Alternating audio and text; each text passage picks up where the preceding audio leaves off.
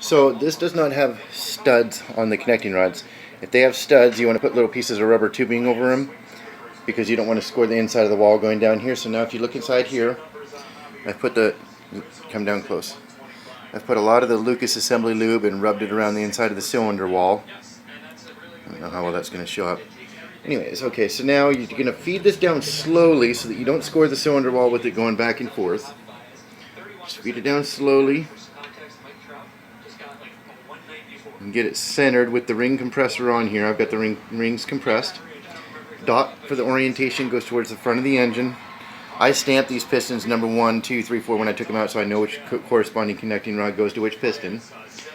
Basically, you set it, get it centered pretty well, take a rubber mallet,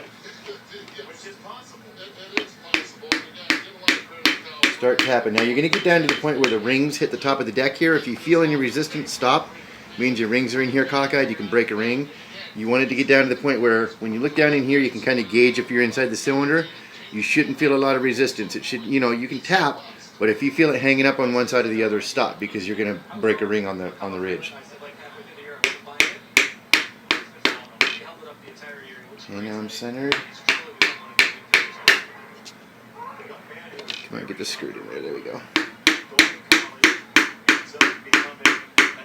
Okay, I should be getting down pretty close where the rings are entering the chamber now.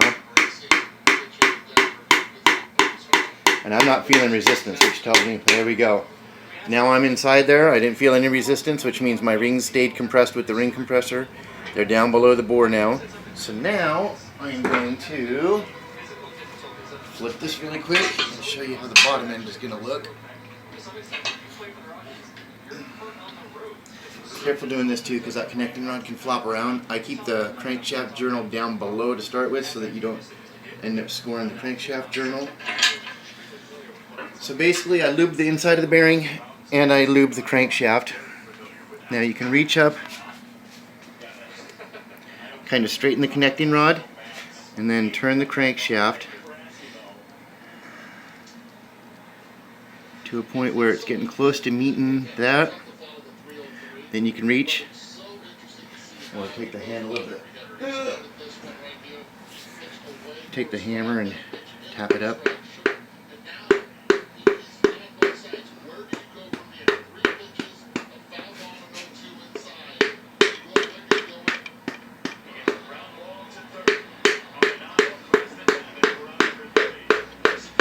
Okay, now I'm seated up against there. Then you're going to have to do this in a process. Keep rotating it around. Oops, other way.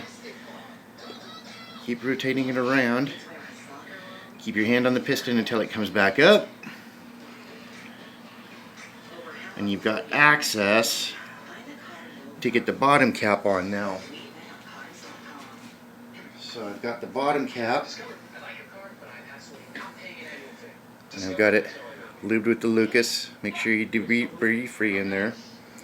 I stamped these with the numbers going to be facing forward so you know which corresponding connecting rod goes with which. Get it centered. Instead of having studs, it's got bolts. Always replace these because these are like head bolts. They're torque to yield, they stretch. Once you take them off, they lose their integrity. You don't ever want to reuse these because you'll spin a bearing because they won't be torqued down properly. I'm going to get these down finger tight.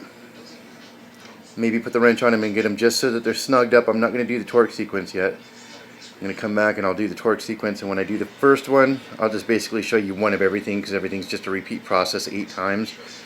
And I hate those long videos where people show you every little mundane detail. If I remember off the top of my head, these are torqued to 15 and then an additional 85 degrees, but I'll come back and show you that here in just a little bit. But that's basically one piston installation right there.